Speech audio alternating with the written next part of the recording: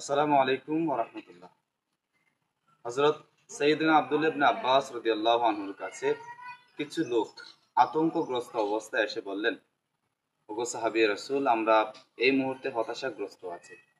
আমাদের সাথে এক লোক ছিলেন, আমরা ইতিমধ্যে হজের সফরে বের হয়েছিলাম। তো আমাদের সাথেও এক লোক ছিলেন, যিনি আমরা যখন জাতুশ শিফা নামক স্থানে পৌঁছলাম, তিনি তখন ইন্তেকাল করলেন। আমরা নিয়ম অনুযায়ী ওনার কাফনের ব্যবস্থা করলাম, দাফনের ব্যবস্থা করলাম, কবর খনন করলাম। কবর খনন করার পর ওনাকে যখন আমরা সব শেষ করে যখন ওনাকে আমরা কবরের মধ্যে রাখতে যাব, ঠিক এমত অবস্থায় দেখলাম কবরের মধ্যে সাপ, কালো কালো সাপে ভরে গেছে। আমরা এই অবস্থাতে আতঙ্কগ্রস্ত হয়ে আরেকটা কবর খনন করলাম। দেখলাম এই কবরটাও কি সাপে ভরপুর হয়ে গেছে।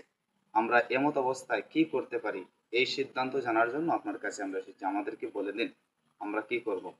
আব্দুল ইবনে আব্বাস বললেন যে, এই মুহূর্তে তোমাদের আর কিছুই করার নাই। ওই যে সাপগুলা দেখতে পাচ্ছ, এগুলো হলো যে মৃত ব্যক্তি, ওনার অন্তরের বিদ্বেষ খুব। এই অন্তরের বিদ্বেষ খুবগুলো আজকে সাপ হয়ে তার কবরের মধ্যে উপস্থিত হয়েছে। সুতরাং কিছুই করার নেই, সাপের মধ্যে ওই ব্যক্তির দেহকে লাশকে রেখে দাও। কি বুঝলেন কৃষ্ণের ভাইরা? আমাদের অন্তরের মধ্যে যে ক্ষোভ আছে, বিদ্বেষ আছে, এগুলোকে আমরা সারতে হবে। এগুলোকে আমাদের অন্তর থেকে দূর করতে হবে। আল্লাহ পাক আপনাদেরকে সালামত রাখুন। আসসালামু আলাইকুম।